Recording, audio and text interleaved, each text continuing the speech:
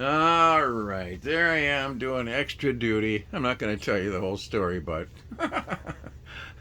I had to dig a trench and fill sandbags for the officer's new shower because the night before I had been initiated into the psychedelic killers of the Delta, and it's it's a saga. And oh yeah, and then down in Dongtown, we built this hooch.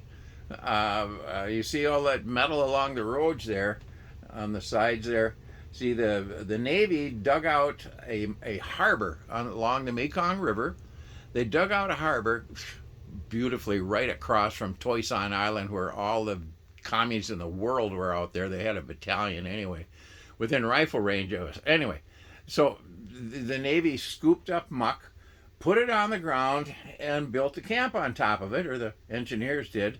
Well, when it rained up here, the roads would wash down in the ditch. And so we had to put up this metal stuff. And we ended up having a bridge right here so we could leave the company area without the orderly room knowing we were doing it. Fentress was behind that. And that's quite a tale. Anyway, let's see what this next one is. Oh, yeah. This is Colonel Millard Peck. He was a captain when I knew him. See that Special Forces? He was in Special Forces, but now he was a company commander of an infantry line company in the Ninth Division, and that's his combat patch there because it's on the right sleeve. And this is his holster. It's the leather side of his holster. On the other side is plywood, and you can unclip. His brother had made it for him. He's got a T slot in the mainspring housing of the that 45, and you take it off your belt, clip it in there, and you got a little stock. I fired the thing. He goes, "Now keep your face back, because Junka." Anyway, Mike Peck, if you're interested in POW issues, I urge you go online, look up Colonel Millard Peck resignation letter. He became the liaison between the active army and the families of the POWs, MIAs. And it turns out it was a total scam.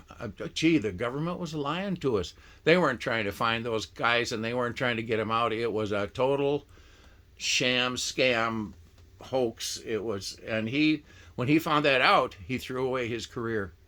He says, "I ain't putting up with this, and I'm going to tell the public about it." He wrote like a 2-page or 3, I don't know, I've read it a couple times, resignation letter when he resigned that post, and told him, and he names names. Mrs. So-and-so is doing so-and-so, and she claims that, anyway, they were not trying to find the MIAs, the POWs. They claimed, it was a lie. Colonel Millard Peck resignation letter.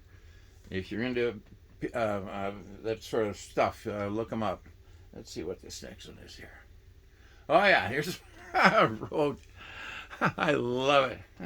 The whole family's on there. You got mom, and you got sister, or that's a boy, I think, and dad's driving. Okay, this kid, he's got his sister's arms around him, dad's arms around him.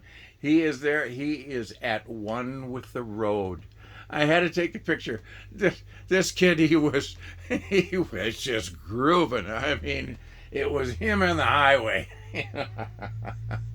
And they had to be careful. They were right in heavy traffic. Oh yeah, I saw a motorcycle go down one day, and there were a lot of heavy trucks on the road. The guy went down. I saw him go under the first truck, under the front wheels, under the back drive wheels, and I looked back. The traffic wasn't parting because they were all right on top of him. It was bumper to bumper doing 50 miles an hour. And by the time they were done, I'm sure he was just anyway, it was dangerous on the roads. We got, oh yeah, this is one of my favorite civilian pictures. Okay, I'm going along in a rickshaw in Saigon one day, and I hear, wah! Okay, little girl was acting up. Mom has got, I don't care if she's a VC at night, I don't care. She's got kids and dishes to wash. She's got this fire hydrant open, and she's taking care of business. I love it. I just loved it. I had the camera in my hand. So as we went by and I heard she popped this little girl wasn't behaving. And that is one of my favorite pictures from Vietnam, I tell you. She's got kids and dishes to wash and she's getting it done. Screw the dang war. Oh yeah. I had a 58 Chevy. Excuse me. You Brewster people remember Hans Nelson's Hanson Allison, that was their family car. Ricky, my classmate, I bought their 58 Chev, black one. It didn't have as much chrome as this one. But I'm going along in Saigon in Rick Hawkins' Jeep, risking my life. And I saw this 58 Chev. I went, hey, all right. That's enough for that one.